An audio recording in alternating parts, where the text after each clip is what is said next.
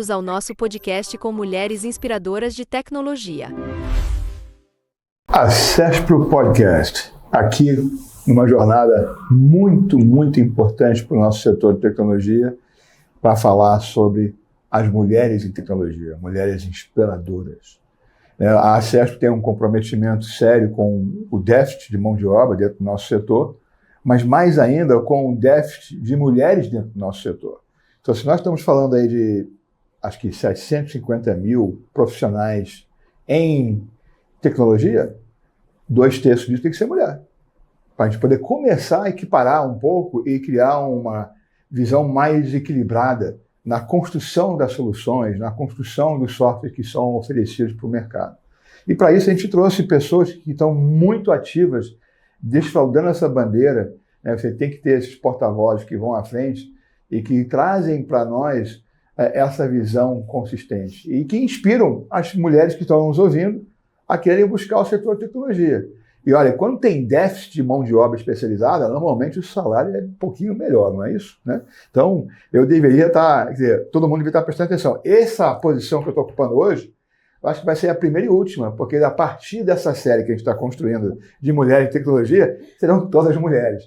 Eu estou fazendo aqui o kick-off, tenho o prazer de ter aqui a Rafaela Guerrante, que é militante e tem um trabalho que ela vai contar para a gente. A professora Simone também vai contar aqui para a gente, da UF, que estão militantes nessa mensagem central, estratégica para a nossa sociedade, e em especial para o nosso setor de tecnologia, que precisa equilibrar melhor como é que a gente vê os problemas, como é que a gente constrói as soluções.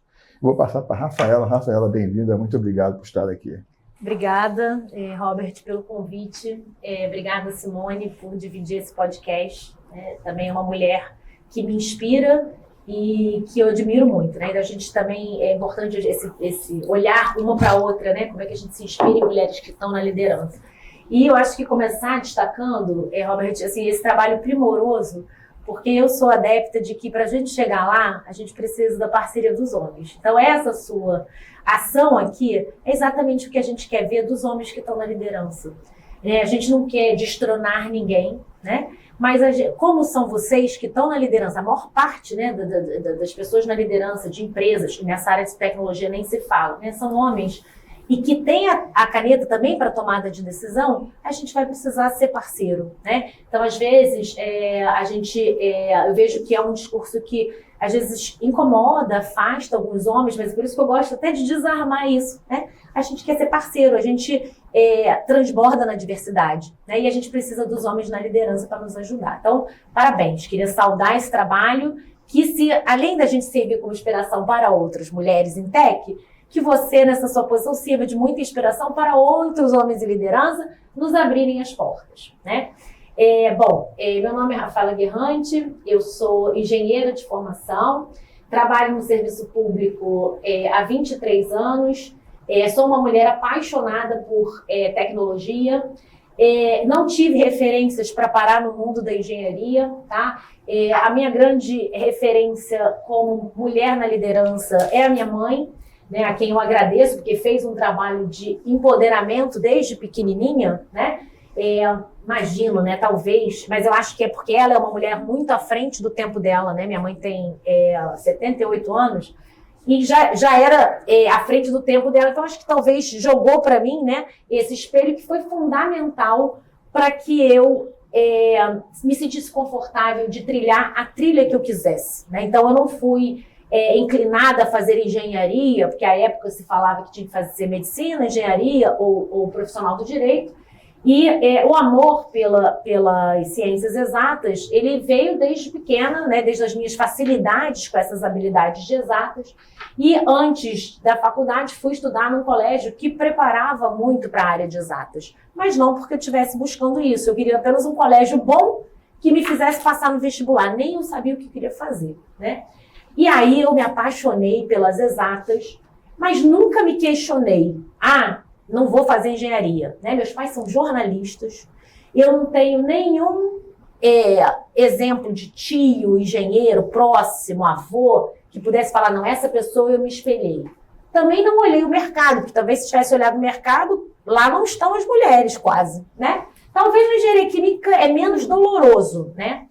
apesar de que a minha turma ainda eram 70-30%, tá? Mas fiz engenharia química, né? Sou filha do fundão, né, da UFRJ, fiz mestrado e doutorado lá. E os meus primeiros trabalhos na engenharia química foram em petróleo, né? Rio de Janeiro, engenharia química, o que você vai fazer à época? Não tinha muita opção. Óleo e gás. Né? Óleo e gás. Então, eu fui estagiar em planta petroquímica, fiz laboratório, né? Então, eu ficava na linha de produção ali, a única mulher e ainda estagiária, né? Vocês podem imaginar, né? Isso aqui a gente nem precisa descrever, porque vocês já podem intuir, né? O que eu passei. Mas é muito curioso que chefes sempre homens, né?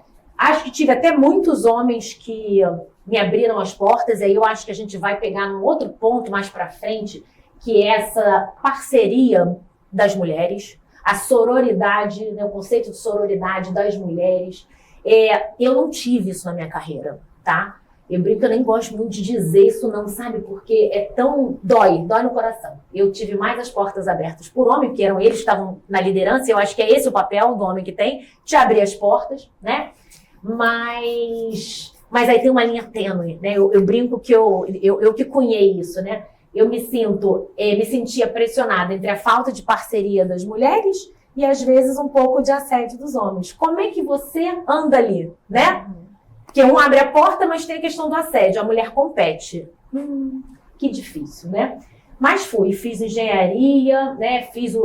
Trabalhei na indústria farmacêutica, ali já um pouco mais com prótese de silicone, então uma área um pouco mais feminina, minha chefe era mulher, etc. E fui parar no INPI, né? Onde eu estou há 23 anos com propriedade intelectual, e é um tema que eu adoro.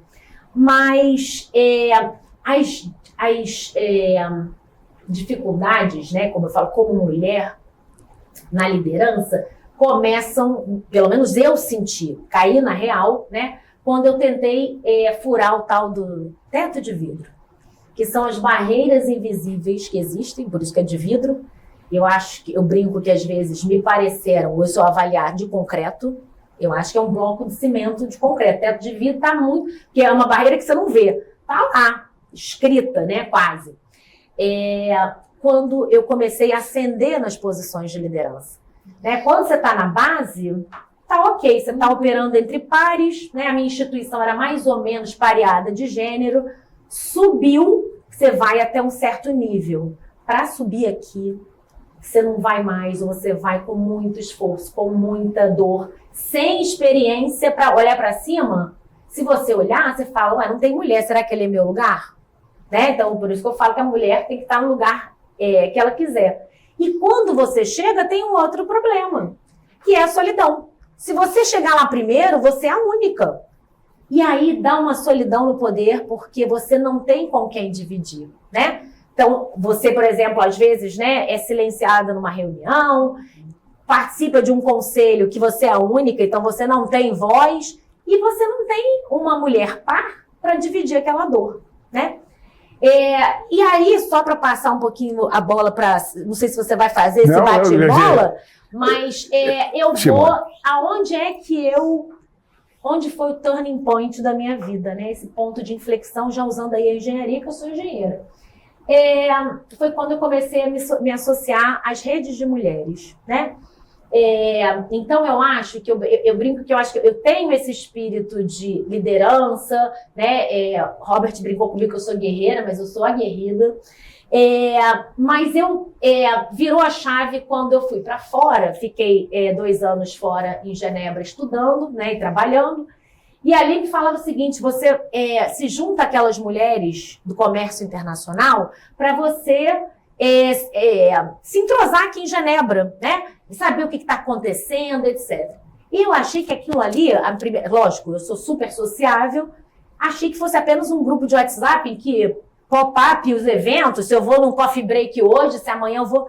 Entrei com aquela mentalidade pequena de quem nunca tinha experimentado uma rede dessa forma. Você faz um retrospecto, eu tenho umas redes de amigas muito boas no WhatsApp, sabe? Que eu falo que é o melhor classificados, né? Que nós fizemos classificados, eu sou da turma antiga. o que você pedir naquele grupo, aquela mulherada te dá. Eu tenho algumas boas experiências, mas rede profissional não tinha. Né? E fui parar nessa rede de mulheres no comércio internacional, da qual hoje, depois de, vamos dizer, 7 anos, eu estou diretora de parcerias. Jamais pensava em chegar lá. Né? E que me abriu uma potencialidade de oportunidades. Percebi que ali não era só um grupo de WhatsApp que dizia onde tinha evento em Genebra, mas eram mulheres que se apoiavam, mulheres que abriam portas, até, gente, assim, o que eu acho que é o maior conceito das redes, né, pelo menos para mim, é criar um certo constrangimento entre as mulheres em relação ao seguinte: você não vai ter determinadas atitudes de competição, porque nós somos, desde pequenininhas, acostumadas a competir umas com as outras, é algo treinado, que a gente não percebe, você vai apoiar. Então, se alguém vai tentar ali, de repente, correr por fora, fica num constrangimento no grupo. E aí eu falei, nossa, que potencial tem isso aqui.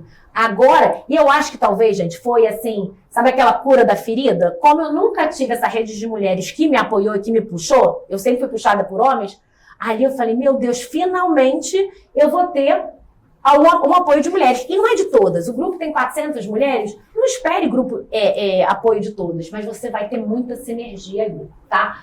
Posso contar mais um pouco, mas eu posso passar para a Simone. Vamos fazer aqui que a Simone também possa trazer a sua experiência, né, que é muito interessante que você falou, Rafael, né, que você segue um caminho espontâneo, mas que, de repente, também tem um pouco aí de que a gente chama de sincronicidade, que você não percebe, e que te leva para você encaixar com uma coisa que estava latente lá dentro já, né? Estava pulsando. Mas, Simone, como é que pulsava para você?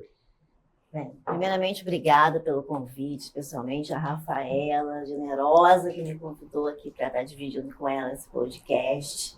E, por incrível que pareça, tem uma história semelhante com a da Rafaela, né? Que, por sinal, é o nome da minha filha. Eu tive muito apoio sempre da família nessa questão de mulher pode ser o que ela quiser. Eu acho que isso é muito importante, até pelos relatos que hoje eu ouço das minhas alunas.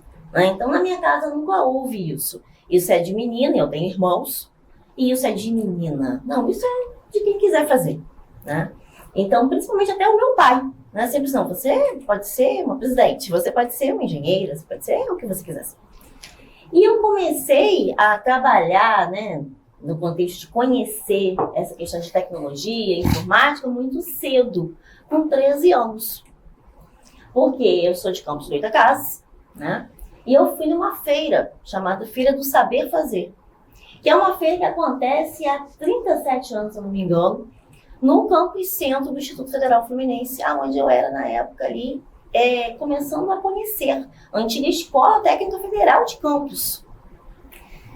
E era uma escola só de homens, né? Não tinha mulheres ali, muito poucas, era um grupo muito pequeno. E eu vim de um colégio de padre, imagina, de freira, né? E eu fui nessa feira e conheci computador. Não tinha visto computador naquela época, estou entregando a idade. Né? Então não tinha muita coisa assim de computador. E os cursos eram apresentados ali. E eu achei muito interessante essa coisa da informática, né? Aí eu cheguei em casa e falei, gente, olha, eu acho que eu não vou mais continuar o segundo grau na escola, de segundo grau, né? Na escola que eu estou, eu quero ir para essa escola. E meu pai, olha, mas uma escola só de meninos, né? Não, mas tem meninas também. E a informática. E meus pais falaram, nossa, que inovador, muito, muito legal. E eles deram um apoio logo de cara, muito legal. Ninguém sabia o que era computador em casa. Mas eles acharam o máximo. Nossa, minha filha vai trabalhar com computador. Né? Que era o que estava surgindo. E aí eu comecei, né, ali. E de cara eu amei. Né? Naquela época, eu não sei quando a chave mudou, Rafael. Mas naquela época, a maioria da minha turma, que tinham lá, sei lá, uns 30 alunos, eram meninas. Meninas. É claro que muitos anos depois, quando eu estava no doutorado, eu era a única na minha turma. Né? Em algum momento, essa chave virou. Eu não sei muito bem explicar esse ponto, né, de ruptura que criaram esse fake news, esse estereótipo falso, né, de que a área, tanto de exatas, né, engenharias, é de um homem, né, isso não existe, qualquer profissão é para quem quiser seguir. Né? E a partir daí eu segui nessa área, eu sou engenheira. né, de formação, fiz meu mestrado, meu doutorado em computação na UF, e ingressei nessa mesma instituição há 28 anos atrás, que hoje é o Instituto Federal Fluminense, como professora da área técnica, né? Comecei dando aula para o ensino técnico, logo em seguida, né, virou Cefet, depois Instituto, hoje vai do técnico ao doutorado, e sempre na área técnica, na área de informática, que é a minha área de origem, né, na área de engenharia. Com o passar do tempo, né, você vai se capacitando, eu comecei a ter algumas possibilidades, muitas das vezes, né, como a Rafaela falou, por portas abertas por homens, porque não existiam mulheres em determinadas posições, para ocupar uma coordenação, aí de uma coordenação uma direção, de uma direção um cargo em Brasília. Eu já trabalhei um tempo na CETEC, e aí eu também fui para essa área de gestão, né, da liderança, mas sempre muito ligada ao uso de tecnologia nessas áreas que eu estava atuando também na parte de gestão. Então, eu acabei atuando muito nessa parte de gestão, diversos cargos dentro do próprio IFE e na CETEC, né, em Brasília. E novos grupos foram se formando a partir da gente ali, né, eu com outras amigas dentro do próprio Instituto Federal, grupos de pesquisas em desenvolvimento de software, né, a gente dava aula, ainda dou aula de desenvolvimento de software mesmo, né, software raiz, muito nessa área, com vários grupos de pesquisa, e começou todo esse trabalho de formação, de capacitação, vem mestrado e doutorado, e você vai capacitando, e aí você começa a enxergar que quando você tem ali alguma menina, ela olha diferente para você, né? Ela está vendo em você uma inspiração, né? Alguém que ela pode dizer, olha, se a professora está ali, eu também posso conseguir, né? E aí, nesse movimento todo, uma amiga, a Aline Pitts, que está técnica também no Renovation, ela foi no evento e ela falou, Simone, eu vi um projeto nacional chamado Minas Digitais. Eu falei, assim, eu conheço. Aí ela falou assim, olha, não tem aqui no Norte Fluminense. Vamos criar? Eu falei, vamos, muito legal, vamos criar. E aí a gente criou Meninas Digitais, né, do Norte Fluminense. E a partir daí a gente começou a fazer vários eventos, né, de capacitação, de palestra para as meninas, porque aí a gente já tinha um quadro diferente, né, dentro da própria instituição, turmas de engenharia, de computação, de automação, mecânica, você tem uma menina, duas no máximo, né? E com essas movimentações a gente via muita coisa, muitos relatos do quanto elas se sentiam sozinhas, do quanto elas desistiam ou pensavam em desistir por não ter ali um apoio, principalmente um apoio feminino que pudesse compreender, né, o que ela estava passando, o que ela estava sentindo, o que ela queria dividir. E encontravam no projeto essa rede de apoio, né, onde eu vou conversar com as professoras, ou com as voluntárias, com as bolsistas daquele projeto. E uma coisa interessante é que na maioria dos eventos que a gente faz, os meninos comparecem. Tanto para organizar como voluntário, como para assistir. E eles falam o quanto eles sentem falta de ter meninas na turma deles. Então você vê que essa juventude quer ser parceira. É uma mudança também de paradigma, não só para a mulher, mas você também tem que capacitar o homem nessa visão da parceria, né? São dois vetores, né? Você tem os homens que têm que entender que esse equilíbrio é fundamental. E você tem que ter que as mulheres se sintam atraídas por um segmento de tecnologia, né? Porque nós estamos falando que, na realidade, a gente sabe que o déficit não é só no segmento de tecnologia, né? Praticamente, eu não sei qual que é a exceção. O mundo bio, saúde, é um pouco mais feminino. Entendi. Saúde ainda tem um equilíbrio maior. Tem, mas se você sobe para a gestão, se for um alto cargo, elas desaparecem.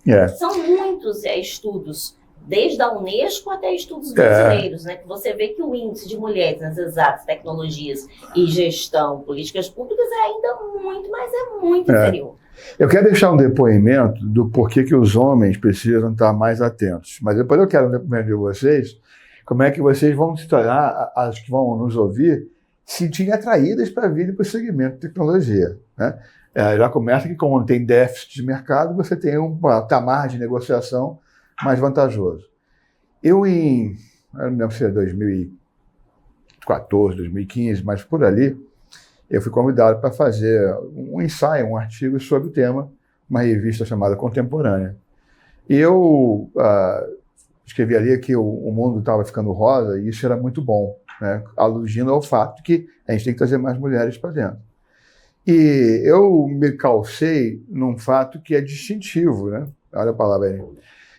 Mas é fundamental para que a gente traga essa complementaridade, né? Que é o fato que a mulher, ela concebe a vida. Uhum. E isso é uma coisa que nenhum homem, por mais que ele entenda, vai sentir, né? E isso, essa capacidade de você dar a vida, né? Tudo bem que o homem participa, mas ele não gere, né? Ele não carrega aquilo consigo. Gera uma coisa única e que é fundamental para o todo, né? E se nós, homens, conseguirmos ter esse maior equilíbrio, a gente vai entender o quanto que isso é importante no desenho de qualquer coisa que a gente propõe a se fazer. Uhum. Seja uma solução de software, seja, né, um empoderamento de um grupo, ou o que quer que seja, né? Então, eu escrevi esse artigo, depois eu falava que as mulheres que estavam fazendo gestão de times tinham um resultado melhor. Que no final você tem que botar aí meu vice do OKR, né? Tem que botar o resultado ali. E aí, o que importa, né? E às vezes você tem um motivo muito maior e nobre, mas você tem que se apoiar no resultado para chegar no nobre, né? Às vezes é o que eu chamo da engenharia reversa, né? Mas o fato é que se você tem times que são geridos por mulheres, elas conseguem trazer um resultado muito melhor que o dos homens. E muito porque consegue ter o colaborativo automático, porque ela deu a vida. O coletivo colaborativo já está embutido, já faz parte do código genético. E sabe o que eu penso, Robert? Me gerou essa reflexão agora. A gente está tanto falando, né, da inteligência artificial, permeando todas as nossas interfaces, um mundo cada vez mais automatizado, mais de máquina, e que todos os estudiosos já estão dizendo que cada vez mais a gente vai ter que se desenvolver nos soft skills, né? Porque a parte mecânica repetitiva a gente vai substituir a maior parte por rotinas de inteligência artificial. Sim. E essas partes de soft skills são as partes que a mulher genuinamente acaba desenvolvendo. Por quê? Porque aí na divisão do trabalho, aí a gente vai mexer na economia do cuidado, que é um grande excludente da mulher, né? Ele dificulta a entrada da mulher no trabalho, não só porque os salários, né? E aí tem a questão da competitividade do salário, né? Porque, por exemplo, se uma mulher tem filho, né?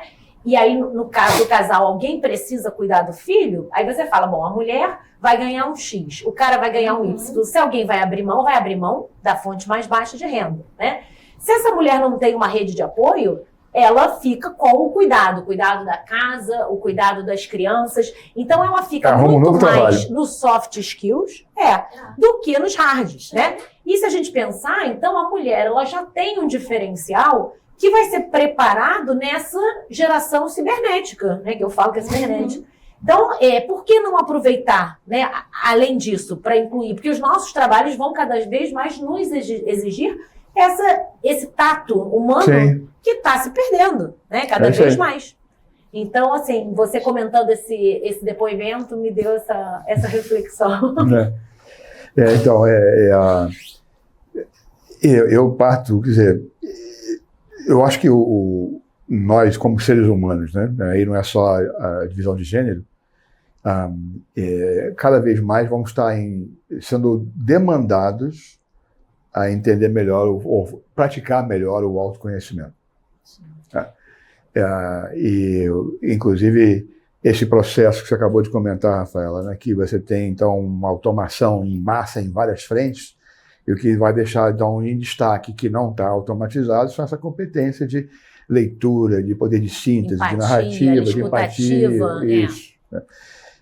E aí, consequentemente, isso nos força a entender quem nós somos. Né? Isso aí. A gente tem um trabalho, eu sou um especialista em OKR há muito tempo, mas eu percebi nas implementações do OKR que a gente se deparava com justamente o desafio das pessoas se conhecerem internamente, os seus próprios barreiras, e barreiras que às vezes são criadas não porque ela não tem um conhecimento, mas sim porque ela teve uma experiência em algum momento da vida que gerou uma reação emocional E aquilo acabou virando embutido no Eu chamo de crença limitante. Exatamente. Né? Crença limitante.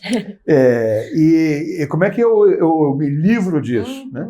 Então, eu derivei um trabalho chamado, que todo mundo conhece, o Business Agility, né? Estou chamando de Whole Agility, que é agilidade plena, que vê 3 pernas para o tripé. Né? O primeiro tripé, obviamente, é o tal do Business Agility, que é traduzido em metodologia, frameworks, como é que você vai atuar, um BSC, um OKR, um Canva, um Six Sigma, o que for.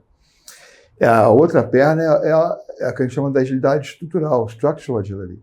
Você precisa o contexto, o continente por trás, para onde você vai rodar aquela metodologia, tem que estar estruturado, é processo, é regra, isso pode ter até automatizado numa plataforma.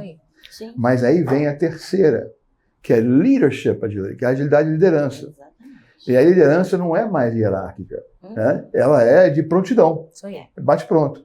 Eu tive uma experiência agora, o Marcos, ele foi parte disso, você não ouviu isso, hein, Marcos?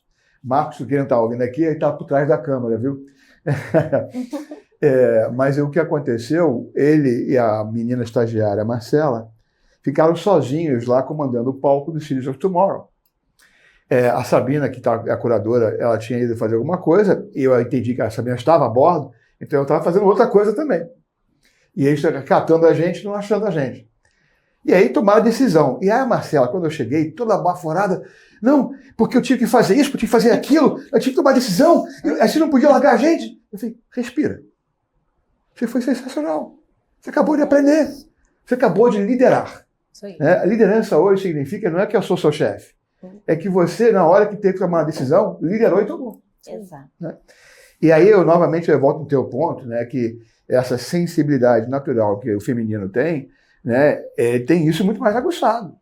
E aí o homem precisa ter essa complementaridade nessa tomada maior de decisão em qualquer esfera, em qualquer posição. Né? Então, o que eu queria aqui pontuar para deixar vocês fazerem aí um fechamento, nós estamos chegando aqui ao final, e a CEF novamente ela está comprometida, sem dúvida, tem vários projetos com a PUC, com o Forsoft, de capacitação, né? Inclusive capacitação das comunidades mais carentes, 16 a 24 anos, e o cara sai empregado, com empregabilidade na ponta. Mas é o comprometimento de fazer isso num contexto onde a gente vai valorizar mais o feminino para compor o déficit que existe do feminino dentro do contexto do nosso setor de tecnologia. E eu conto com vocês, que são do nosso setor, né, que eu consigo deixar uma mensagem inspiradora para as próximas que vão nos ouvir, e venham para cá. Não só porque tecnologia é legal, mas porque também temos a visão de que todo mundo complementa. Perfeito. Antes de fazer a mensagem final, eu posso levantar uma outra questão aqui que eu acho que é importante, rapidinho. Por favor, mas isso aqui... acho que tem tudo a ver com a questão da inteligência artificial e um grande debate sobre a questão dos vieses, né? Que é um fato, tá dado, né? Assim, os vieses das respostas que as inteligências artificiais nos dão, né? E a discussão fica sempre muito em cima dos dados, né? Ou seja, os dados desequilibrados, né? Então, assim, mais amostra de de homens brancos, poucas mulheres, por exemplo, fotografias de mulheres brancas, menos ainda de mulheres negras, né? Você treina a inteligência artificial, é claro que aquele output ele está enviesado com base naquela, né? Mas o viés não está só no dado, né? A gente tem que pensar no processo todo de treinamento. Quem criou o dado? E de concepção, né, do próprio projeto de inteligência artificial. Aquela equipe, ela é multidisciplinar? E aí eu não digo só de gênero, não. Eu digo de classe, eu digo de raça, né? Essas equipes são multidisciplinares, né? Porque a própria concepção da solução é uma concepção que tem impactos, né, da classe, do gênero, da raça. A gente vê isso na própria ciência, na medicina, né? Que avançou. Aliás, eu deixo aqui uma dica, né? É um livro chamado Mulher Invisível, Invisible Woman, que ele conta exatamente por que a gente não é enxergado em vários momentos, né? Então, na concepção do cinto de segurança, do macacão na indústria. Da onde vem isso? Vem da falta de diversidade dos grupos de pesquisa. E isso reflete também na inteligência artificial.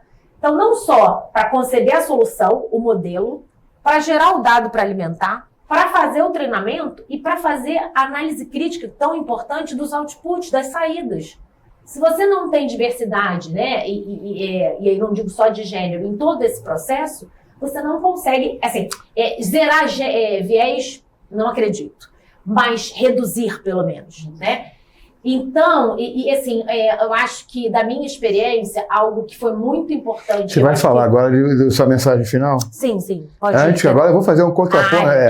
Aí eu paro. Não, eu só queria pontuar que é o seguinte, esse logo aqui, o WITSA, World Innovation Technology and Services Alliance, é como se fosse a ONU das entidades empresariais. Perfeito. Né? E eu estou sentado numa cadeira de executivo, lá, vice-presidente, e eu assumi para mim a responsabilidade da força-tarefa de IA. E estou defendendo, está sendo construída uma rede mundial de centros de excelência. Eu já assinei aqui um protocolo de intenções, um MOU com a prefeitura, para que eu seja no Rio de Janeiro. Mas a minha defesa lá na WITSA é de que, por que o Rio de Janeiro? Aí eu tenho, né, eu não podia fazer nada na minha vida que não fosse internacional, né, pela minha, às vezes, minha sorte que juízo, né? Entre meus avós maternos, paternos, meus pais são 6 nacionalidades diferentes. Meu bisavô é suíço, ele criou a Casa da Suíça aqui embaixo, né, na Rússia, e é casado com uma mulher portuguesa. Esses são meus avós maternos. Meus avós paternos eram holandês e alemão. E meu pai é americano e minha mãe é brasileira. Né? Então, o componente cultural sempre foi muito forte. E aí eu passei a estudar muito como é que é o viés cultural nas diversas dimensões, muito no nosso setor de tecnologia, desenvolvimento de mercado, internacionalização. E o que eu me deparei é que, no final, agora no contexto de IA, né, que é o ponto que eu queria fazer, eu defendi o Rio porque existe um estudo chamado do Instituto Business Review, 2006, foi estudar a miscigenação das raças a nível mundial e concluiu que a raça mais miscigenada no planeta é brasileira. Inclusive, eu sou evidência científica para essa mistura que eu sou, na grande vira-lata. Mas, dentro do Brasil, onde é que você tem a maior representatividade da diversidade? Dou-lhe uma, dou-lhe duas, estamos sentados. É o Rio de Janeiro. É o Rio de Janeiro. Então, por isso foi a minha defesa. Do que você está falando, a diversidade não é só o gênero, não. É a diversidade completa. Não, aonde que eu vou conseguir desenvolver menos vieses, né? Estar mais equilibrado em termos de desenvolvimento das diversas soluções de IA no Centro de Excelência do Rio de Janeiro. Então, essa foi a minha defesa para defender. Concordo e defendo. Ótimo, vamos lá, porque eu preciso de ajudantes na defesa, porque é complexo, tem muita gente brigando. Já tem Washington, já tem Manama no Bahrein, Joburg, South Africa, e Penang na Malásia. E Rio de Janeiro está no gerúndio, né? Eu estou querendo ficar para o infinitivo, né? Validar. Mas eu queria trazer esse ponto, porque você falou da diversidade, né? E nós aqui no Rio de Janeiro temos capacidade de produzir com menos viés de qualquer outro lugar. Agora, eu vou deixar para vocês fazerem a mensagem final. Começo eu? Pode ir. Bom, eu acho que muito um pouco eu partilhei aqui. Não esquece esse livro, é o grande final. Tá bom. Eu, com a minha experiência, né, eu acho que do que eu vivi nesse apoio que eu consegui, né, das redes, eu acho que é uma grande forma de se associar, né, e a gente fala muito nessas, que hoje o importante é o networking, né, o tal do networking. Mas convido, né, as mulheres que querem entrar nesse meio, ou que já estão e tem alguma dificuldade, né, não só buscar lideranças na área, porque a gente aprende muito com as mulheres que estão no topo e elas vão te passar um grande ensinamento das barreiras enfrentadas, né? Eu acho que eu mesma, com o meu trabalho pela diversidade e pela equidade de gênero, é um pouco de deixar um legado para que essa caminhada seja um pouco menos difícil, porque eu não sei se vai ser fácil, eu acho que eu não vou enxergar isso na minha ainda, nessa geração, mas a certeza de que eu deixei um legado para que outras mulheres tenham menos quebra-molas que os meus, então os meus eu vou partilhar, né? E a importância, porque a mulher, ela foi muito treinada a se calar, né? É não dar opinião, é sempre o homem que opina, e às vezes a gente tem uma dificuldade de partilhar as nossas experiências. E como eu aprendi com as mulheres que tiveram a coragem e a oportunidade de verbalizar, né? Então, ouçam elas, leiam elas, ouçam elas, né? Porque tem tudo a ver com esse podcast aqui, que eu acho que vai ser uma série, né? E eu acho que isso é altamente inspirador, né? E não tenham medo de partilhar, claro, tem que saber com quem, mas começar a colocar para fora as suas experiências, porque às vezes a gente subestima e acha que ninguém vai ter interesse. Isso é bobo. Não é. Aquilo toca na mulher, por exemplo, o que eu estou falando aqui vai tocar no telespectador, em quem me ouvir, de diferentes formas, porque cada um viveu uma coisa. E que se eu tiver contribuído um pouquinho para inspirar, né, já é uma transformação. Então, eu acho que essa questão, né, da gente colocar para fora também a nossa partilha, a nossa dificuldade, a nossa caminhada e a nossa superação também, né? Eu buscando isso, eu publiquei um livro, não é esse aqui, eu esqueci, né? Mas eu publiquei um livro com outras mulheres chamado Bora Inspirar, que a ideia exatamente era essa. Mulheres que chegaram na liderança, que partilhem as suas experiências, e aí tem mulher de vários setores, várias posições, idade, gênero, raça, que partilham a sua experiência para inspirarem outras mulheres. Como é o nome do livro? Bora Inspirar. E está no Amazon para comprar? Está na Amazon para comprar, já está na segunda edição. Eles agora estão até pensando em fazer uma outra em tech. Muito bom. Tá? Que eu já estou até candidata para publicar lá. E voltando, né, para o caminho da tecnologia, né, nesse meu transbordamento nas redes de mulheres, né, eu comecei com essa rede de mulheres no comércio internacional, descobri um super potencial, hoje estou como diretora de parcerias da rede, mas ampliei a minha participação em outras redes. E aí, num dado momento, numa outra rede que eu participo, eu faço questão de mencionar, que é uma rede chamada Angelus Network, que é Mulheres pela Liderança, né?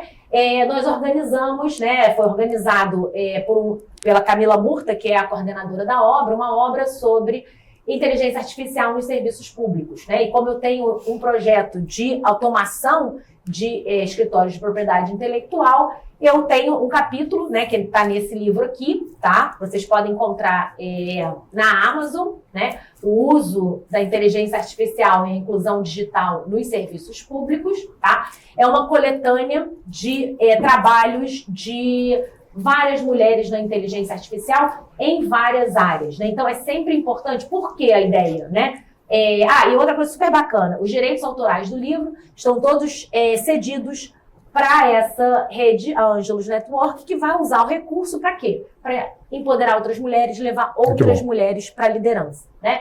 E nessa caminhada, pessoal, então assim, associem-se às redes, não só as redes das áreas que vocês trabalham, mas redes correlatas. Quanto menos for relacionada ao seu core business, mais você vai aprender, mais você vai enxergar as oportunidades. Isso eu descobri claramente, né? A minha rede principal de propriedade intelectual é maravilhosa, mas o quanto eu aprendo nessa de comércio internacional e nessa de liderança. Então, e queria deixar para vocês, então, associem-se às redes, procurem mulheres inspiradoras e a ideia desse livro é exatamente, mais uma vez, colocar para fora uma experiência minha de mulher na tecnologia para que eu possa inspirar outras mulheres a chegarem lá como eu cheguei, tá? E muito obrigada, foi um prazer, assim, discutir. Eu amo... só para finalizar, descobri nessa caminhada um dos propósitos, acho que é o meu propósito de vida, que é empoderar mulheres com tudo que eu sei, com inteligência artificial, com propriedade intelectual, com comércio internacional. Então, tudo que eu puder passar de conhecimento para poder puxar uma mulher para cima, uma sobe e puxa a outra, é o meu propósito de vida. Obrigada. Muito legal.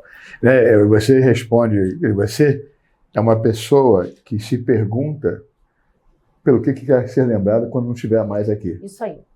Legal, muito bom. Professora Simone. Bem, meninas e mulheres, não desistam dos seus sonhos, né?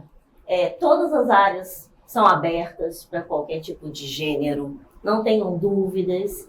Tem dificuldade, procuram pessoas, grupos de apoio, né? Eu acho que isso é muito importante, porque eu não acredito muito, porque mulher não tem aptidão para a tecnológica, isso não é real, né? Ela tem, só que ela encontra tantas dificuldades, tanta diferença daquilo que ela precisa como apoio, que ela acaba até desistindo de continuar, né? E quando ela consegue encontrar pessoas que estão trilhando esse caminho, mulheres, né, que estão colocando livros para apoiar, redes de apoio, projetos, programas, para receber, para ouvir, para acolher, que eu acho que essa palavra é a palavra que nessa época de IA é importante, né, que é a questão do acolhimento humano. Né? E eu ouço muito falar assim, mas agora então nessa época de IA, as mulheres falando, eu vou estar completamente fora do mercado. Não é pra gente. Meninas, né? O meu primeiro projeto como bolsista de produtividade do CNPq é o desenvolvimento de um IA. Né? E isso não nasceu hoje, isso nasceu há 15 anos atrás. Daqui a Rafaela, outro exemplo de mulheres trabalhando com IA. E isso, gente, isso motiva. Então, hoje, a quantidade de meninas que a gente tem fazendo TCC em IA, mestrado em IA, desenvolvendo tese para trabalhar IA, para ter uma série de resultados, isso aumentou muito. E o que a gente percebeu? Que apesar das meninas procurarem, olha, vamos entrar sim no programa de tecnologia, inserção de mulheres, muitos cursos que a gente faz para mulheres em estado de vulnerabilidade para ingressarem no mercado de trabalho, a gente percebeu que elas também tinham muito medo de liderar. Muito medo de liderar. E aí a gente criou o programa que está aqui, o Lidera e Empodera. Né? Muito bom. Que é exatamente juntando tecnologia e gestão. Como é o nome novo? Lidera e Empodera. Lidera e Empodera. Lidera e Isso aqui é um site? Ele tem um site, ele tem um Instagram. Perfeito. Né? Lidera e Empodera. Lidera e Empodera. A gente vai Isso. ter um workshop de empreendedorismo feminino no dia 19 de setembro, que vai estar online. Né? Muito bom. Já está sendo divulgado, está no Innovation. Então, são vários movimentos unindo tecnologia e liderança feminina, né? Exatamente para poder dar esse apoio, que é isso, é uma semente que a gente vai deixando aqui. É isso aí, tem que, né? agora temos que fazer a germinação da semente. E não é uma luta de hoje. Se Não, a gente está aqui hoje, é e não é de uma só. maravilhosas já vieram antes sem da dúvida. gente. E falando nisso, então, essa série ela vai ter recorrência, ela vai focar justamente nesse tema de como é que as mulheres fazem a diferença no contexto geral. As mulheres que vão passar por aqui são aquelas que nos ajudam a inspirar e encontrar caminhos que de repente a gente não consegue enxergar, e uma fala solta uma faísca e uau, você abre um horizonte que você não percebia antes. Quero aproveitar, nós agora no final de outubro, já nessa linha também de foco em mulheres, temos um evento chamado Women in Energy Tech. Uau! Focado justamente em valorizar dois vetores importantes, a mulher e o setor de energia para o Rio de Janeiro, que está se tornando um hub mundial. Né? E para encerrar, eu quero deixar um recado para os homens. E não é ouvir com atenção, é ouvir com intenção.